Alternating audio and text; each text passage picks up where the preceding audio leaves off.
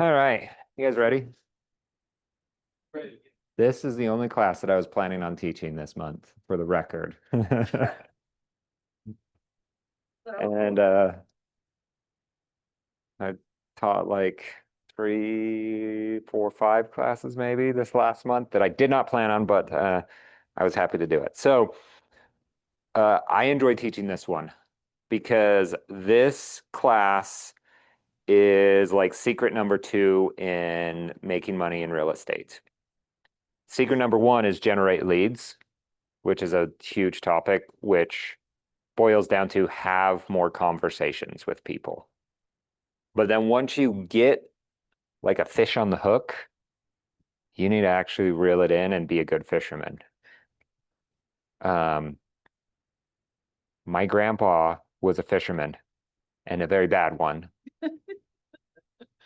but he would do things like he would get the fish kind of close and then he'd try to yank it out so it would just like pop out onto the shore. You know what happens when you yank too hard on a fish? Hook just pulls right out and then they just swim away. Um, or he'd get too excited and yank too soon. I remember I like built a, I was bored when we were fishing and I found the water level was a little low. I found like a hook, I found string, and I found a stick. So I created a little like stick fishing rod and I threw it out there with a worm that I had found. Like literally everything was found. And it was so close that I could see it in the water. It was maybe 10 or 15 feet from us and I could still see it. And I still remember to this day where we were like casting out our poles and we saw this little fish come swimming up and start biting on this worm. And you know what my grandpa did? He got so excited and just yanked that stick, didn't hook him at all. I'm like, thanks a lot, Grandpa. I was gonna catch a fish with a stick and have a great story. Um, anyway, so lead follow-up is fishing, I guess. That's can't remember how I got down that pathway. Um, but so we're going to talk a lot about lead follow-up, and there's a couple of different types of lead follow-up that I would categorize, and so we're going to go down all of them, but we're going to base them off of what you guys are going to do. Okay, I'm going to draw a picture so it helps my mind, um, because I think there's really uh, three buckets I would put them in. Trying to think if I can add another one or if everything else is going to group there. Um, I call them SOI. We'll call this one prospecting, and then this one marketing. So here's the difference of the three that I would put them. So SOI, these are people that you already know, or you have a mutual connection with someone, right? If I call my friend Paul, like, Paul, what's up, man? Who do you know that wants to buy real estate? He'd be like, oh, I have a buddy named Josh who needs to buy a house. And I say, cool, let's help Josh buy a house. Real true story. That's exactly how I got one of my buyers that I have named Josh. And so I know Paul, Paul knows Josh. I am going to have a certain kind of follow up with Josh as I'm trying to get a hold of him, as I'm trying to get him closed, because I was given this lead in March and we still don't have a house. We're probably not going to close on one till like April-ish, tax purposes. Um, So that is going to be one type of follow-up. Or I could call my buddy Paul and say, Paul, you should buy a house. And he could say, I should buy a house. And that's going to be very similar to the follow-up that I would do with his friend, Josh. The other one I call prospecting. This is you have actively done something to go find new people and you need to follow up with them. Probably the most common one here would be an open house, right? You go sit in an open house, someone comes walking in, and they're like, I think I want to buy a house, but not this one. And you say, okay, I'll follow up with you. And then they walk out. And you have to have a whole plan with them. The last one I call marketing, which would be like probably the easiest one is like, let's say you run Facebook ads and you get a lead from a Facebook ad They came in and they registered on your website and they said, I am looking to buy a house. Like they literally raised their hand and said, I want to buy a house. And I've looked at these 3 houses and then I left your website. But I gave you my name, my email, and my phone number. Hopefully all of those are real and you need to get them actually on the hook. So you can tell, like in a fishing analogy, these are all very different levels of people, right?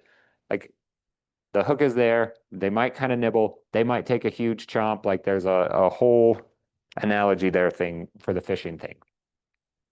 But before we're going to dive into what you should do and what you should say and everything like that, I want to know, when was the last time you bought something that it wasn't like an initial purchase, but you like reached out and someone had to do some follow-up with you, and then you ended up making a purchase? I was trying to think of in my life, probably the last one that I did was when I bought my car about a year-ish ago. No, exactly 1 year. I need to renew my registration. So 1 year ago, I bought a car. And I went to a couple of dealers, gave them my name, my info, trying to look for what I want. I'm a funny one when I buy a car, because like the classic car things that they do when you're like in the test drive, they're like, oh, feel that power, like hit that gas, like feel it get up and go. Or they're like, yeah, crank up the music, like listen to these speakers and how clear this sound is and how good it is. And I'm like, can I walk up to my car and not take the keys out of my pocket when I unlock it? Can I start the car from my phone? Does it have Apple CarPlay? When I'm driving on the freeway, can I push a button and it will do the cruise control, the adaptive cruise control? So it will slow down as cars in front of me slow down and speed up when there's no one in front of me. That's it. That's all I want. You sound like Nothing else. You want to go fast? Nope, I'm going to drive the speed limit. You want to listen to loud music? Nope, I'm going to listen to books and podcasts. So, I did a test drive with someone. Here's this always happens to me, and every time they've been bad at their jobs is when I'm starting to talk to someone and they're like, "Oh, what do you do?" And I'm like, "Oh, I'm in real estate." And they're like, "Oh, I want to get into real estate." Then they've always been bad at their jobs. Everyone that has ever told me that, they're like, "Yeah, I want to get into real estate." And I'm like, you're not good at your current job. Maybe that's because you want to get into real estate. And then I'm always like, oh, you should reach out to me if you want to. And then they don't. And that's my like test. Should you be in real estate? Did you reach back out to me? But so I had a couple of scenarios like this, and one of the guys was like, yeah, fill this power, like get up and go. I'm like, nah, like give me a cheaper car, no power, the speakers don't matter. Give me Apple CarPlay. Ooh, if I could not have keys, bonus. Like just my phone, I would pay extra money for just that. I almost bought a Tesla. But so as I'm going to these dealerships and people are reaching back out to me, do you know that I still have people reaching out to me to this day, 1 year ago? Yeah. But they're not doing a good job. So imagine, okay, you guys now know what I want to buy in a car. Imagine that you are a car broker. So you don't work for any specific dealership, but you have access to all of the cars. Okay. How would you help me find my perfect car? start searching for all those things. Oh, by the way, here's the scenario. We came, I talked, and then I left. Oh, you didn't tell him all that. I told you all of this information. You know everything here, but then I walk away and you know that I'm probably going to go to other car dealerships. Are car brokers, is that a real thing? Could I pay you to find me a car? Did I make up a job? Okay, so in this made up job, I could also go talk to other car brokers or other dealerships and find a car. So how do you follow up with me to help me buy a car? I would go find one and send it to you. Okay. I found this deal. Is this something that you would be interested in? Okay. Send me cars. Cars, yeah. So easy. What else? Keep in touch. Yeah. Like how often? How often would you be reaching out to me? If I'm like, I have a car, I just hate my car, so I need a new one. So, You want to keep in touch pretty Pretty regularly. I think. yeah, And I don't know, is it okay to say, send a card and say, hey, I know you're really looking, is it okay if I send you one every other day, or? would Yeah. you like me to reach out to you weekly, you know, and just. ask Yes. that? yeah, you can ask them. Yeah. Remember that, because I have a good script for that. Okay. Okay, what else? So you're reaching out to me, I tell you like, weekly is fine. If you get a car, like you can send that car to me, but like, yeah, you can check in like every week or so. What else? What else would you do? Sending me cars, checking in on me weekly. Is there anything else that you would be doing? Oh, wait, and is all of this by phone? Like, are you texting me? Are you calling me? What are you doing with this stuff? Are you emailing me? Probably texting you. Texting me? What did you say? Big thing. Texting. I feel like it's the most open. Yeah. So no emails, just all texts. Maybe call. Maybe some calls every once in a while. Just to check out and say, you know. Yeah. Why would you not email? Just curious. Go to their junk. Or just see that it's from the dealership and you just overlook it. Yeah. I just feel like. It's- we don't-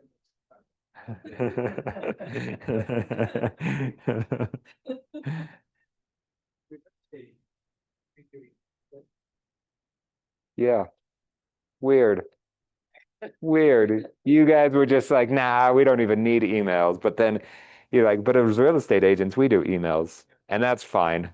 Because we're different for some reason. And I always said, but I know like it was such a small percentage of parents who ever read Vikings. Yeah.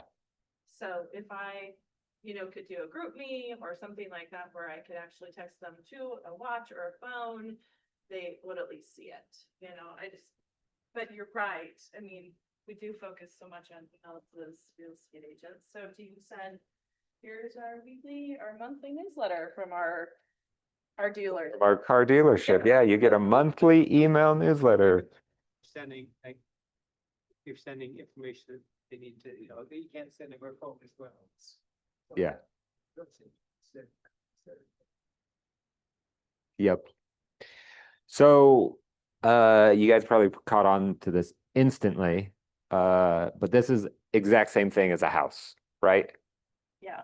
You go meet someone at an open house, you get a referral, you get someone else, they're like, I want to buy a house, here's all my criteria, and they walk away.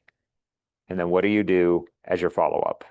If we just followed the same game plan, is you send them houses and you check in on them based off of their needs, which might be weekly, is kind of what we were talking about. Was there anything else that we mentioned in our car analogy that we should be doing? That a phone call, just to say, my criteria, is there something? Yep. that I get it, you know, get in a little bit more clarity. Yep. So if we did that, would that help someone go to buy a house? Are we like missing anything? Randy, you've sold a bunch of houses. Are we missing anything? Like, if you sent people houses consistently and you reached out to them consistently, would they end up buying a house with you?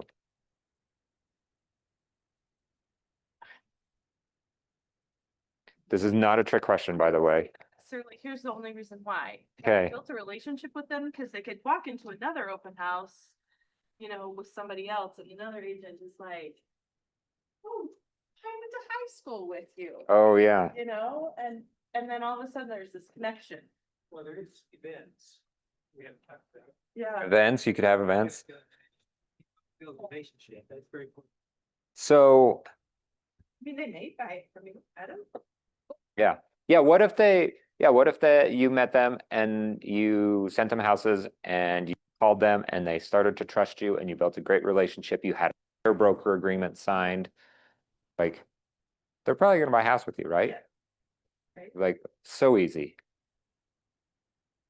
We somehow make this whole thing very complicated because that would work, right? If you just sent people houses.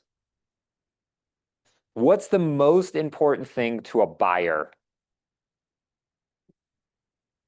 What do you think that they care about the very most out of everything? And this is opinion, not a fact. So you guys might have your own opinions, but I have mine that I'm going to claim as a fact. The house. Yep. Yeah. If you sent them a weekly email, I'm doing a bad example, and said, here is a link to my YouTube that will tell you more about how to buy a house. Hey, here are stories of other people that have bought houses with me. Like, how much do they care about that? Like, I don't know, maybe they care a little bit. Like, it might cement the relationship a little bit better, but what do they care about? The house. Can we get them the right house? And if we can find a house for them, they're going to buy that house. Investors, like, they are not loyal to anyone. They are loyal to the deal that they get. House they want. Yeah. Yeah. Yeah. And if you're like, hey, will you sign this buyer broker? They're like, I will for this specific property. Like, they'll say things like that all the time because they know, like, I can't be locked down because I don't care about the agent. I care about the house. I care about the deal. So that is all the things that the buyers care about. What do sellers care about? Selling their house. Selling their house. Yeah. So what sells a house? Because that's what they would care about. They're a little bit harder, right? That's where I think, they want to know what you're gonna do to market it. Yep. How do you market homes? What do I need to do to my house to get it ready? These stages. Yeah. How much money can I get for it? Because typically when you sell a house, you're going to go buy your next house or you're going to move somewhere and have to spend that money. And so how much money am I going to put in my pocket? Like those kind of things. So I am a systems person. That speaks to my core. I enjoy a good checklist. I enjoy a good process. I enjoy an automation. Ooh, like that like makes me so excited. If you can like, hey, do all of this. So if we were to try to automate the buyer side of things, could we do that? Can you get them houses automatically? Yeah, you can, right? You could set them up on a hot sheet. Is that what the MLS calls it? A save search like command cell calls it, and it will send them email notifications by default. If you download the KW app, like if you have them on there, then it will send them like push notifications. So that's basically automated. If, back to the car scenario, if I set you up on an automatic car search and everything that like met your criteria was sent out to you, but your criteria, and why I put that in air quotes, is like, I want to have 4 doors in my car. I don't want to have a 2-door car. Like, I want to get good gas mileage, but I don't even know kind of what that means. I want it to be nice, but I don't need it to be fancy. And then like the Apple CarPlay, all of those other things. Like if it met those things, but some of it was like good gas mileage. Like, what does that mean in a number? Like, we have to make up a number. And would I be okay with something that's like a gallon less per mile kind of a thing, or a mile less per gallon than whatever you define as good? Like, yeah. So some of the times you could be sending me cars that don't fit. Or everything fits, but I'm like, I don't want a white car. That's not real, but like maybe I say that. Everything else fits, but you're like, but it's white. So I'm not going to send it to you. But you guys know that like people buy houses that don't fit every single criteria, right? Isn't that the weirdest thing when people I need this, this, this, and this. And they're like, I found the perfect house. I'm like, let me tell you the things that it's missing. This, and this. Like the 4 things you said you need in your house. Yes, the 4 needs. You said there's no way we can go around this. This house has none of them. Like, COVID. Oh, getting a house in COVID is a big deal. Yeah, but people do things like that all the time. So you can automate it, but it's probably not going to be great. Okay. Right? Yep. With sellers, can you automate all the things that sellers want? Like information about their house, what their home is worth, what they should do to fix it up? Maybe. Some of it's a little bit easier, right? You can have some canned information, like here's the best projects to do if you're looking to do your house. So we're gonna build a little matrix here as we talk about a few of these things. Because I think it changes. So let's talk about what we would do in specific scenarios. So when someone's like, I'm going to buy a house right now. For example, my neighbor just gave me a referral. Her brother, moving from Oregon, needs a house. Like it's now. Like if I don't have a house, like he's moving in with his dad. He's got 4 kids. Doesn't make sense for him to do something like that. So he is now. So what should my follow-up look like for someone like that? Every single day, right? We are super urgent. Urgent is probably the best word. I don't like how that U turned. Yeah. We are going to be talking often. He is going to be on my website probably every single day. I'm going to be sending him houses every single day. I'm going to be following up with the houses that he saw that are new to the market to see if he wants to go see any of them, right? This is now business. Let's keep going down this sphere of influence kind of thing. So let's call it like a 3 months. Let's do a 6 month and let's do a 1 year. Okay. So sphere of influence, either a friend or a friend of a friend says, yeah, like 3 months. I have someone that's like, we need to save for our down payment. We'll probably have enough in March or in February. So 3 months from now, we could probably go under contract and they would have enough to buy the house. How should I be following up with someone like that?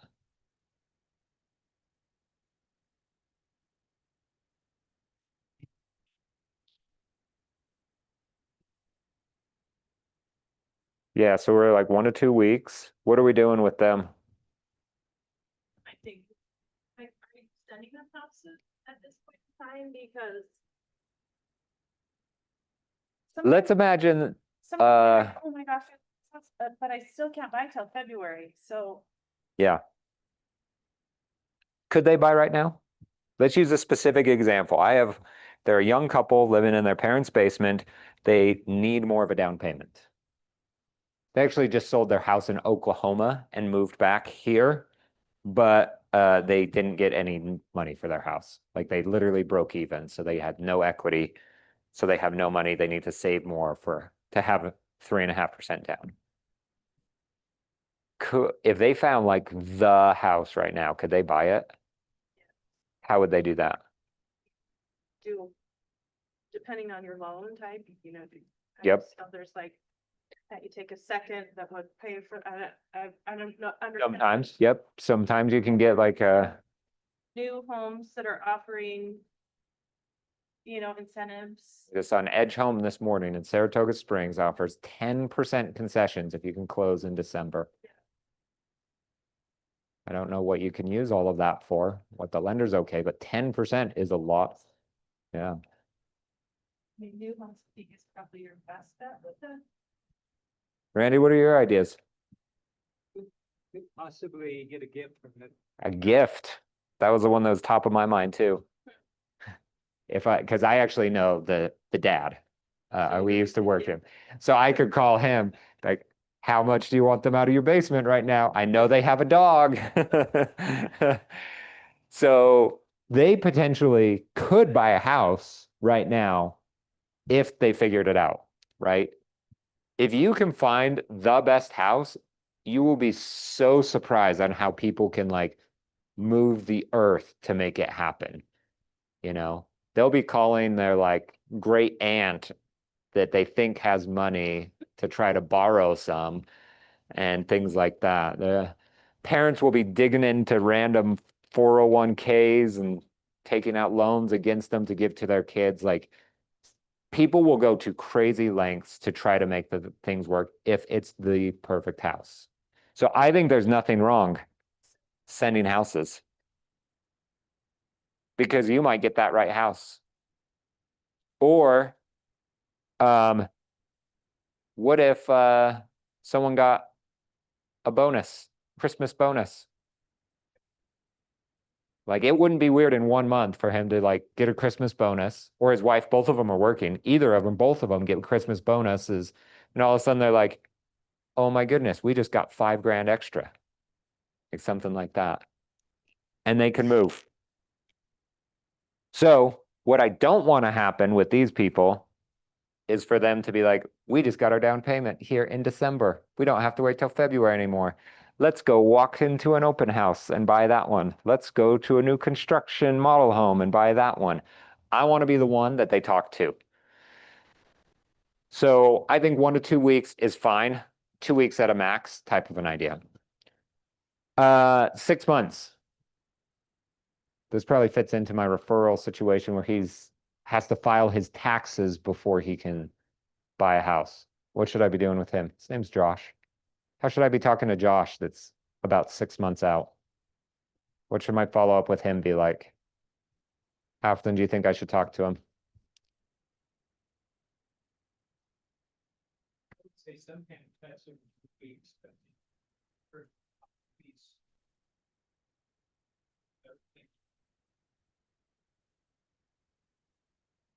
Yeah, what if someone's like, I have a lease that's up in June? Yeah.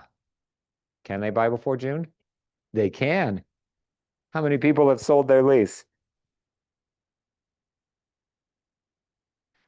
So maybe over like 2 to 4 weeks, you're having a conversation with them, checking in. We're going to talk about what all these conversations look like. What would change if they're like a year out? If they're like, I declared bankruptcy 2 years ago, and I talked to a lender and they said I need 3 years before I can buy a house. Or something crazy like oh yeah, there's no way I can buy for another year. I just started a business and I need to wait another year before a lender will give me a loan. I just signed a lease yesterday. I need another year.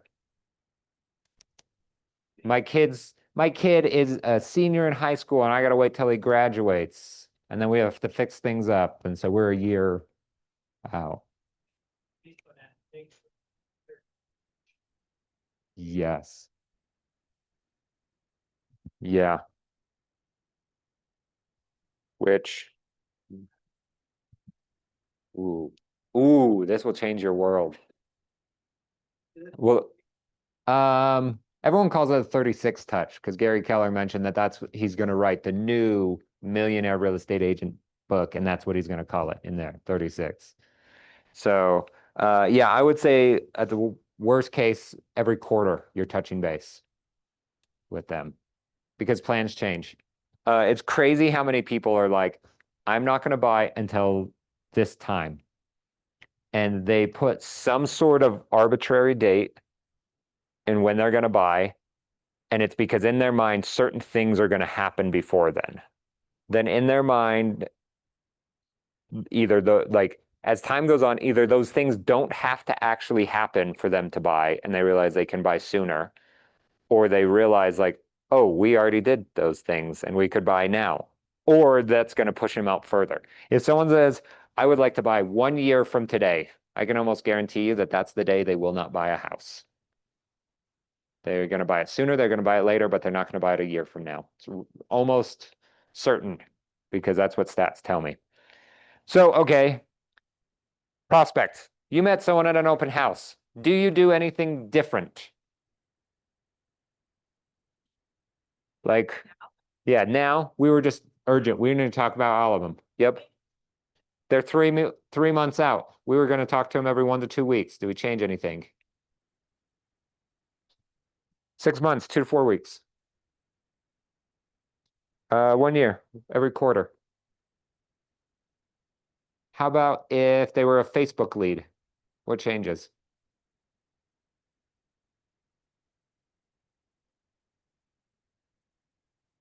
Nothing, right? I have this dream that I could create the perfect system to follow up with leads. And when I start thinking about this dream system of mine, I think, well, an open house lead is not a sphere of influence. Sphere of influence, they're not a Facebook lead. A Facebook lead's not a KSL lead. It's not a sign call. It's not someone that I door knocked into. It's not someone that I was a referral. Everyone's different, right? And so I need a different campaign for every different person, like a lead source. And then I can give them exactly what they want and exactly everything. And it will be so perfect. And you know what happens every time I start to build this out? I build out one campaign because the difference is so minimal. It might be like the first touch.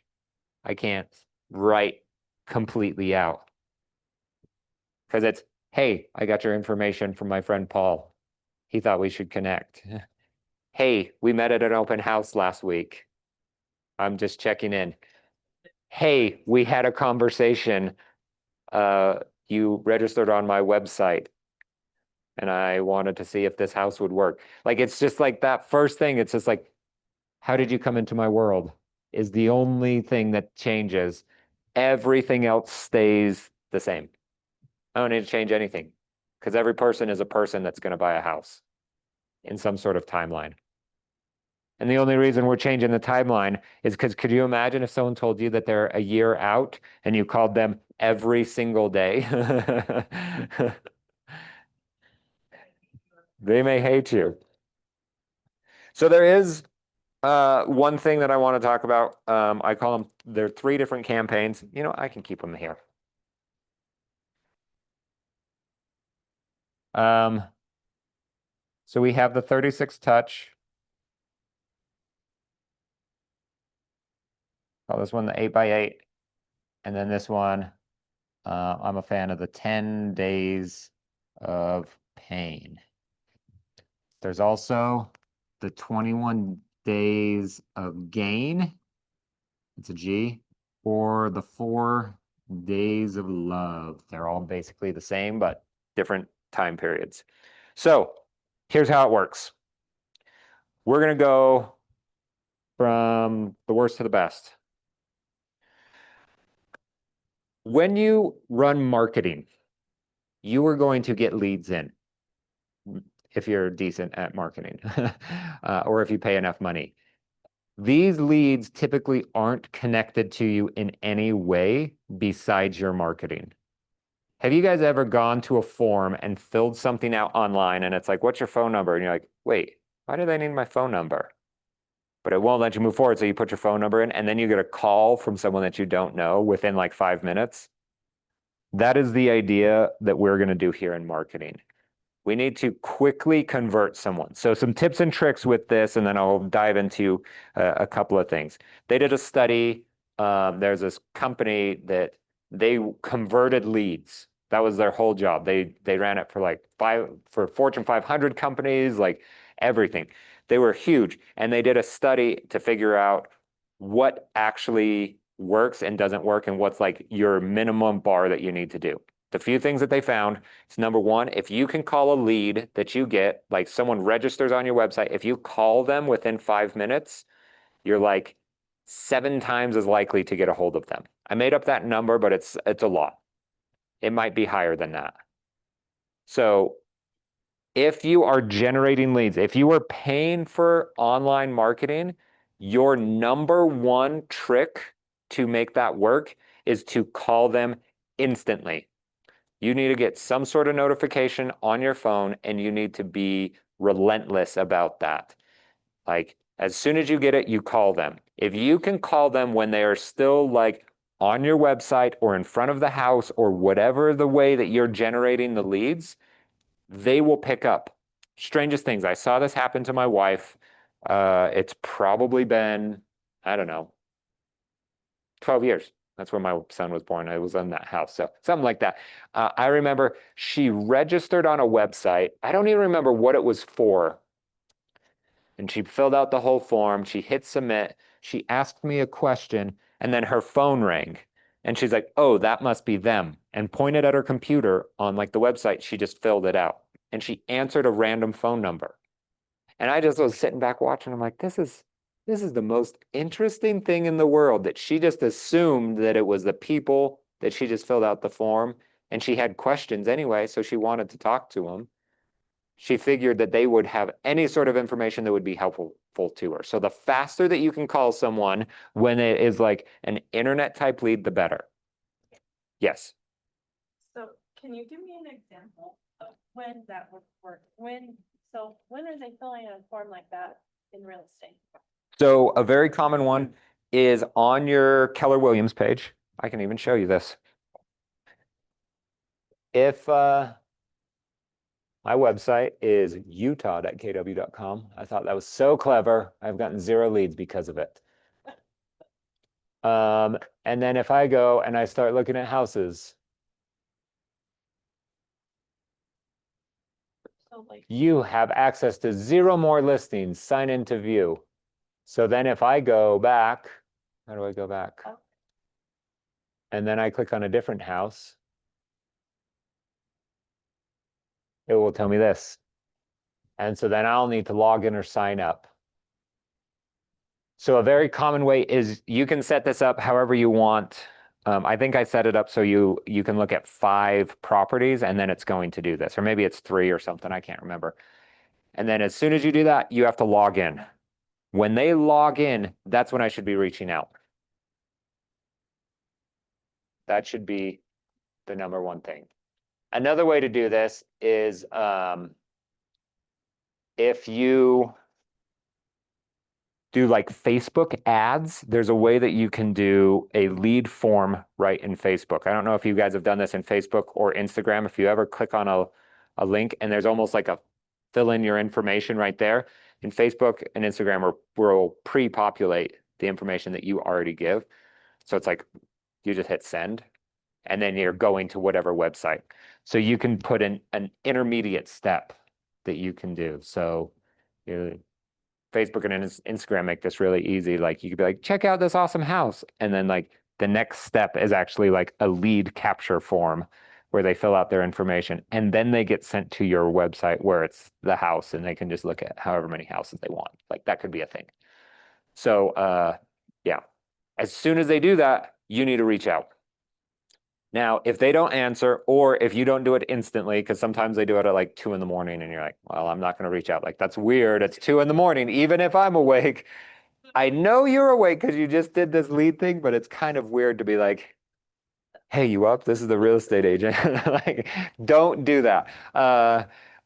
But so if any of that happens, the next secret is to reach out more than 6 times. So they did, what percentage of people did they contact after how many calls? If you make 1 phone call, it was something like 50% of people. If you make 6 phone calls, it's something like 95% of people will talk to you. You know what's crazy? Guess how many times the average real estate agent reaches out to leads? I don't know the real number, but it's between 0 and 1. People get leads and don't call them. Is that the craziest thing that you've ever heard? Like, what are the chances if I was like, hey, I'll teach you how to run Facebook ads, and then you turned on Facebook ads, and then you're like, I got a lead. And then you just didn't call them. Like, what world are you living in where that's like the thing? So, so reach out 6 times because then you're going to get a hold of, what's that? 19 out of 20 people. Like, you're going to get a hold of someone 6 times. So the different campaigns, 10 days of pain, 21 days of gain, and 4 days of love. Here's how they will all work. So it is 10 days or 21 days. These are the exact same of you reaching out to them basically every other day. The 21 days of gain, you can do it every 3rd day. kind of a thing. But you just want to have at least 6 phone calls, and I would do at least the same amount of texts. So what this looks like for me is if I'm running ads, I run the 10 days of pain. So on day 1, when I get a lead, I am instantly calling you on the phone. If you do not answer, I do not leave a message, I send you a text message. So there's 2 touches very first day. The next day, I will send a text. The next day, I will call. The next day, I text. The next day, I phone call. Then the next day, I text. The next day, I phone call. And I do that for 10 days. If it has been a week and a half and you do not reach out to me, I stop trying and I'm done. 21 days of gain, very similar. You call, you text, they don't answer. Then you call, you wait a day, you text, you wait a day, you call, you wait a day, you text, you wait a day, you call, you wait a day, you text, you wait a day. After 3 weeks, if they do not answer, you give up on them. And I'll tell you what giving up means in a minute.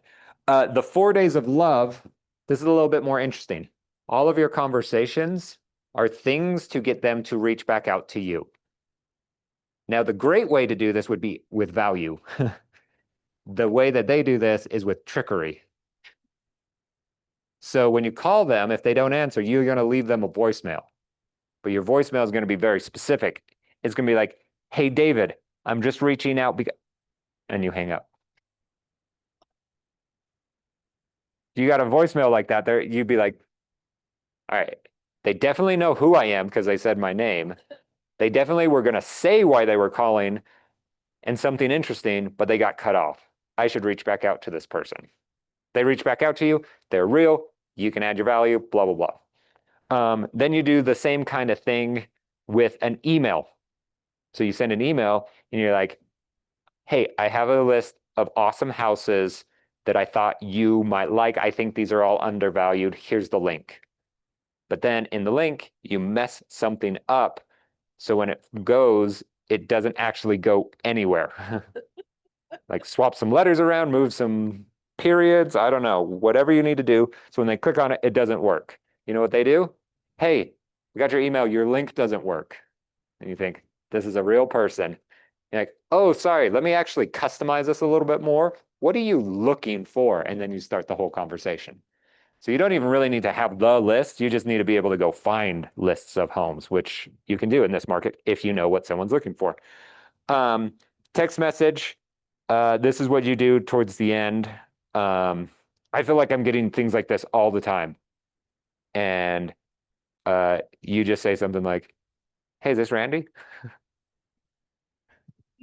Today I got a message. The message was, did you block me? That was the text message I got this morning. And I'm like, ooh, that's a good one. That is a good one. Because my initial reaction was, no, who's this? And then I thought, I don't block anyone, so no, this is a scam. Yeah. I've gotten them that are like, hey, I'm on the golf course, where are you at? Or, hey, Jeff's coming up to the front door, let me know that he got there. I'm like, what are these people? They're so creative, but almost every one of them I want to respond. And I'm like, you know what, either I have a number that's similar to someone that's way cooler than me, or these are all fake. So the whole goal here with these, you just want to talk to them. Because if you can talk to them, then you can be like a salesperson, you can be helpful, you can be friendly, you can make a connection with them. You have the option to be you and connect with them.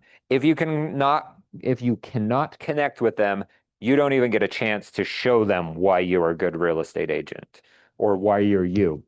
So it goes nowhere. Now the 8x8, this is a Keller Williams thing that is 8 touches over 8 weeks. This is really, your job here is to cement yourself as the real estate expert. They say that everyone you meet should go through an 8x8. By the way, that's not a plus, that's an X. I was just crookedy. So you meet someone at an open house, boom, they should go on an 8x8. If they say, I'm going to buy a house in a year, boom, you're on an 8x8. You are cementing the relationship with items of value, right? So the first of these, it might just be phone calls where you're just like, hey, I just wanted to like connect, get to know you a little bit better. see what you're wanting and all of that. I know you're out further or whatever, but let's just connect. And then it could be like, hey, by the way, I have this YouTube channel or Instagram that you can follow me that I post these helpful tips or blah, blah, blah. Or, hey, I'm going to put you on my email newsletter. I'm not going to spam you. You're going to get this once a month or twice a month. And this is why you'll love it, kind of a thing. If you don't want to be on it, reach out and let me know. Otherwise, I'll put you on it. And you just stack a couple of things like that right up front. Right? The whole idea is like, hey, I'm a real estate agent. I'm here to help you. How can I help? 8 touches over 8 weeks. I would do the calls, texts, and emails for all of these. I like to cycle through it. So then the calls and the texts, it doesn't feel like you're just constantly calling and texting them. If you call them for 4 weeks and then text them for 4 weeks, that might be weird. But if you like call them and then text them and then email them and then call them again, all of a sudden it's been like, it's been like 4 weeks since you called me. This isn't 2 weeks. It's been a whole month. We just met. Like, cool. Anything that they could think is valuable, it's great. You could have the same thing that people think is valuable. You know, like if you get a lot of people from the open houses, you could be like, hey, by the way, I have like this little cheat sheet on how to find houses without going to open houses. Like how to see houses without going to open houses. Or I don't know. I just made that one up right now. Anything like that. Or how you should prepare if you're going to buy a house in the next 365 days. What should you be doing? What's the biggest projects that you can do in your house to create value? What's the most important things to buyers? And you can go out and research all of this. You can have ChatGPT research it. You can put together a bunch of AI slop. It doesn't really matter if it's something of value that they might care about. And maybe you just, as you meet people, you start to build these out like, ooh, okay, I just met someone in an open house. Like, what could I send them that's cool? And you just start coming up with stuff.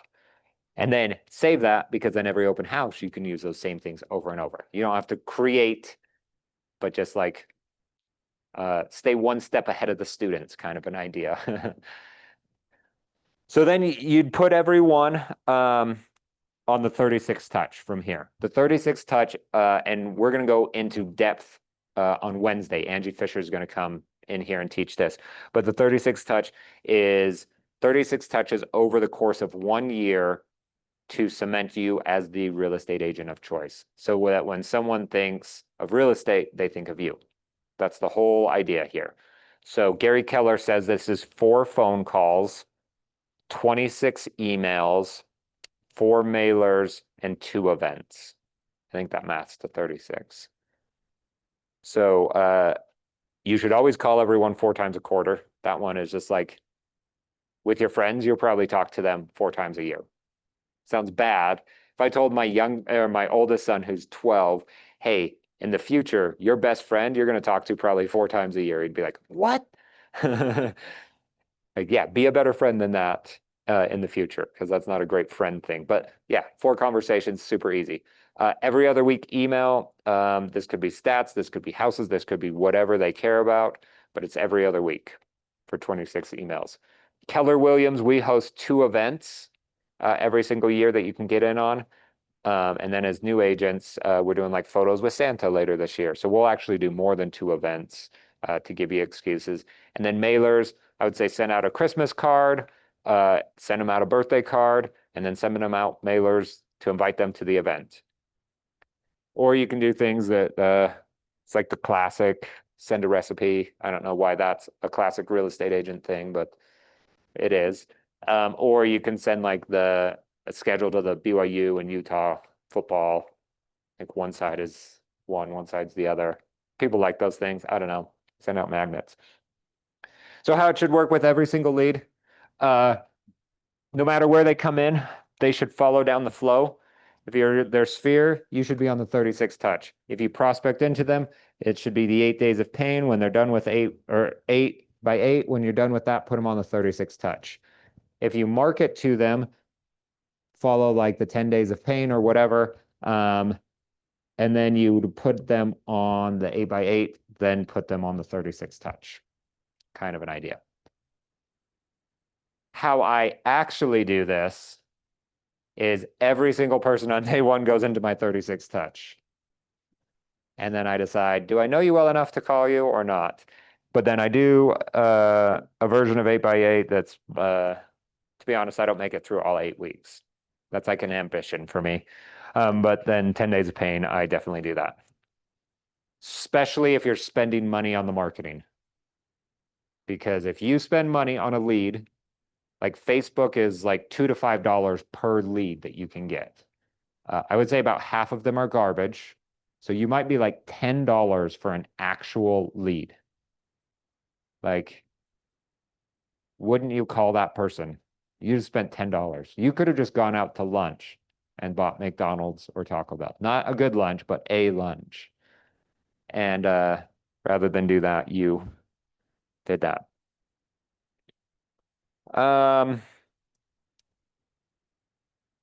Okay. What are we missing in lead follow-up? What do you guys wish I would have talked about?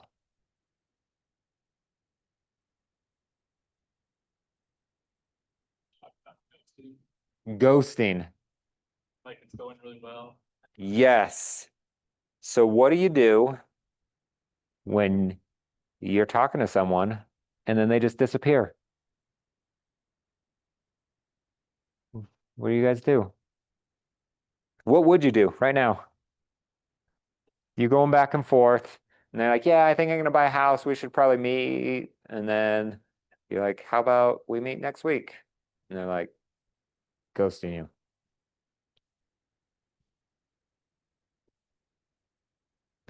Oh, I gotta tell you my good script. So like a 10-day or 21 day or something, just put them on it, then, I don't. Yeah. Let's hear your script. Well, so my answer to this is just keep following up with them. Because what if, like, someone just died and they had to just, go out of town for a Yeah. weekend or something, and they just haven't had a chance to respond to you, or. Yeah, everyone has a level of importance of things. Guess where we fall? We're towards the bottom of this. So when anything in their life is busy or they don't want to do, we fall in that don't want to do category. And so they will often not respond to this. That does not mean that they're not thinking about us. They're not thinking about real estate, like nothing like that. But if you are like, well, they ghosted me, I'm going to ghost them back. Well, you just won't get a deal. So one of the things, the script that I love the very most that I stole from Clay Winder is as you are talking to people, you tell them the hardest part about my job is actually matching your motivation. If you're looking to buy a house right now, I'm going to run 1,000 miles an hour. I'm going to be sending you houses. I'm going to be giving you everything that you want. If I think you're going to buy a house right now and I'm doing that, and you think you're going to buy a house in 6 months, I'm going to seem like that pushy real estate agent that's doing too much and pushing too hard. In the reverse, if I think you're going to buy a house in 6 months and you think you're going to buy a house now, I'm going to seem like a lazy real estate agent that's doing nothing because I have zero urgency.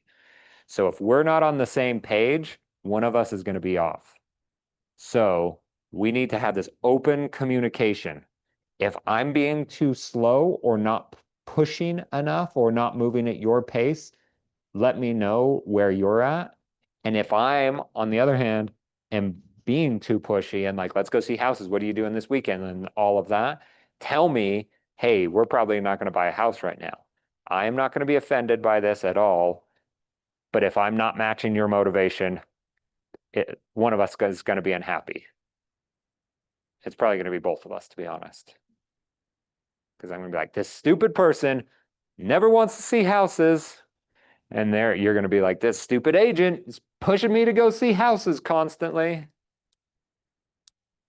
And that could flip like that, by the way. Someone could be like, yeah, let's go see houses this weekend. And then all of a sudden ghost you. And then come to find out something happened and their motivation dropped from now to 6 months to a year. Just like that. And then when they're like, oh, we can't buy a house for a year, all of a sudden, boom, flip. They're buying a house now. So always follow up with people. The next thing is after someone buys a house, follow up with them forever. At some point, they're going to buy another house. They're going to sell their house.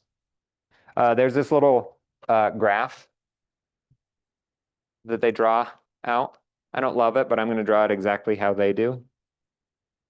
So this is like the likelihood you buy a house. So right here, you buy a house.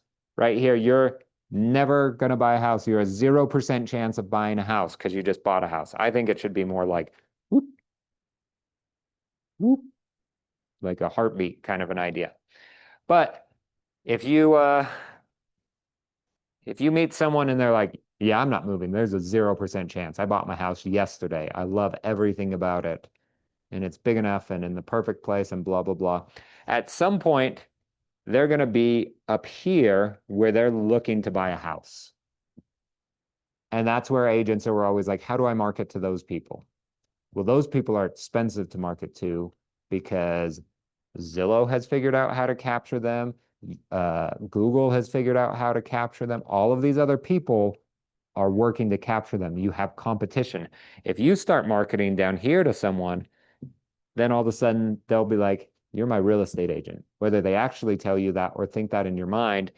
And then you're going to market to them all the way up through here. So when they get into the time when they're like looking for houses and things, they're not being caught in some other real estate agent's web because you have already done all of the follow-up. But in reality, this is what it looks like. And then they buy a house. So you never know when someone's actually gonna like make the jump. It's like a stock market. Like, what are the buying signals for buying this stock? Like, this is what I'm looking at. This is what I'm hearing. It doesn't matter. One of my friends one time was convincing me that I should learn to trade options. I'm like, it seems like gambling. And he's like, yeah, basically is. I was like, awesome, let's do it. And so he's like, okay, Ford's pretty cheap. It was like $10 a share at a time. So he's like, we can trade this for like so cheap, like dollars amounts with options. And so he's like, yeah, let's do it. And so we're doing it. And in the news, it came out that Ford was going to lay off a bunch of employees.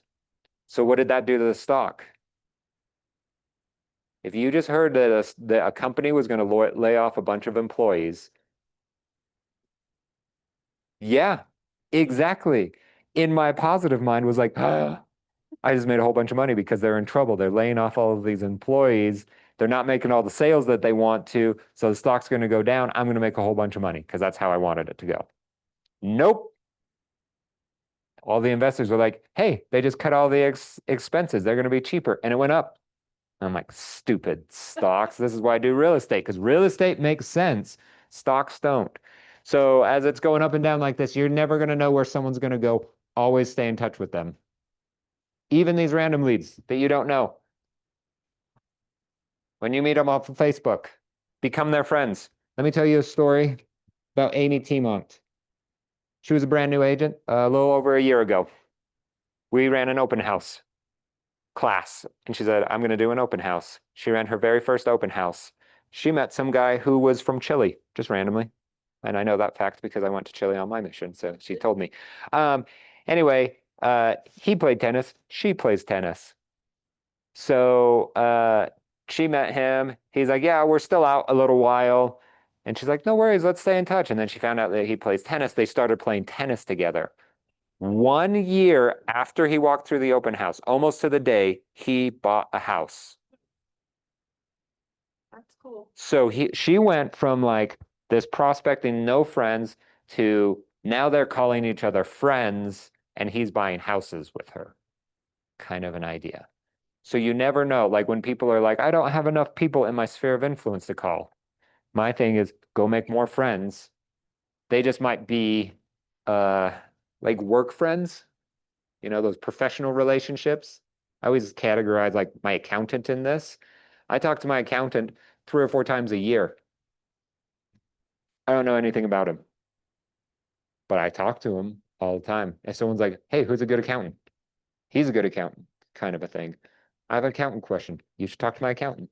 Those kind of things. I'm constantly referring him. I know nothing about his family. We've gone to lunch with him a couple times just to try to figure it out. But you know what? We'd end up talking business every single time. But so like I would categorize us as like work relationship friends, but not friends. Like I don't even know. Like if I invited him and his family to my house, like I don't even know what would show up. Is it gonna be like, does he have a wife? Like, is he married? Does he have a bunch of kids? Like, are they older? Are they younger? Like, I know nothing. But I'm doing business with them. You can do that same thing. You can be friends, or you can be have that work relationship with people. So when you call them, all you're talking about is real estate, and that's fine. People like talking about real estate. Or you can be their friend and go play tennis with them. It all works. But so build the relationship with them so that they can fall into this 36 touch. It's not weird when you call in every quarter to check in, see how things are going. I think dentists don't need to see you 2 times a year. I think they made that up just so they don't have to reach out to you to check in on you. Here's my theory about this, right? So when you go to the dentist twice a year, once a year, they're like, we should do fluoride. And once a year, they say we should do x-rays. So if you do those on the same time, do you know what happens on your other visit? Just the cleaning, like the boringest thing ever. So I'm like, I don't think they need to see us twice a year. I think they only need to see us once, but they're like, man, if we only see them one time a year, like we don't have a relationship. We're not the go-to dentist. They could leave us. But if they come twice a year, then we could probably get them, keep them forever. We're going to do 4 conversations a year, keep them forever type of an idea. So, okay, so where I want you to take all of this, let's go put this into action. Step number 1, I want you to think through, how do I generate leads? This is number 1. Where am I getting my people from? And then when someone says they buy a house, what am I going to do? I want this like documented. And it can just be high level. When I get a lead, what do I do? Do I call them? Do I text them? Do I email them? What's your like campaign? There needs to be 0 automation. And I would say, don't automate this. We're going to keep it like super manual until we figure out like what is the perfect flow for you. And then we can start to put in templates or automations or things like that. But for now, you don't have enough leads that you're not going crazy. So we're going to figure out like, what are we sending? Are we sending them houses? Are we sending them items of value? Are we just reaching out to check in and ask them a whole bunch of questions? You'll be surprised about how being curious is actually a huge value add. So when I was learning to be a coach, I was very worried because so they would partner all of us up, right? We were in this class, it's called Red Shirt. And in it, they said, like they taught us like these frameworks for coaching people and things like that. And we would practice them. I got partnered with a team leader. So basically like Shoni.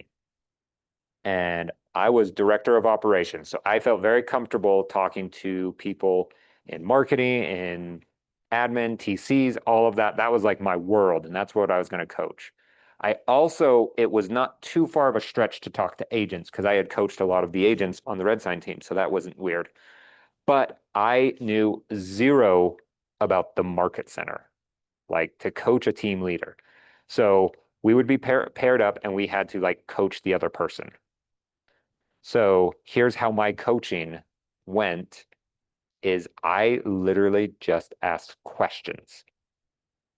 And there was like a framework that we followed. You don't need to know the whole thing, but basically you just have to figure out what's their gap and then what are the ideas or the obstacles that are in the way. And so I'm like, well, I don't know the gap. I need to find those with questions. So let's just ask a whole bunch of questions. Then I would literally ask her just like, what are the opportunities for those? Like, you know your gap now, like how could you solve that? And then she gave me a whole bunch of ideas. And so then I'd be like, well, why are you not doing these things? Like, which of these is real? And I just started to just be curious and ask a whole bunch of questions. And then at the end, we were supposed to go for 15 minutes. And after 15 minutes, she's like, this was very helpful. Thank you. I'm like, I literally said no statements. She just talked about everything. ChatGPT is taking over the world. You know what it doesn't do? It's not curious. asking questions. Yep. So I think a very valuable thing in our near future is going to be curiosity. Just ask people questions. Hey, I'm just calling about real estate. Tell me a little bit about what you're looking for. Oh, why is that? Tell me more about that. Oh, that's so interesting. And then as you gather all of this information, even if you plugged it all into ChatGPT, you'd be like, tell me what all of this means. Spit out an answer. They're not thinking through at that depth or that level that even just asking them questions and being curious is going to be a value add. So if you're like, I have nothing to give them, just talking to them and saying, what are you looking for in a house? Is this a want or a need? What if you found a house that had everything but this? Like, are there other reasons why you want this, right? You want 4 bedrooms, you have 2 kids. What's that 4th bedroom for? That doesn't make sense. Oh, for you and your wife when you're fighting. Maybe you should get a divorce. Just kidding. Or, oh, an office. What if we found a den? What if it was an unfinished basement? What if there was like that little room in the front that you could turn into an office? Like, now you being curious went and found all of these things that they might not have been thinking about. So, most people are worried about how do I add value? I'm just worried about can we connect? Because once you start talking and having a conversation, your personality is going to shine through and people are going to start working with you. So generate leads, then figure out what's your game plan to get a hold of them. And then if you're like, I need a certain value proposition anywhere, build that as it goes. Okay.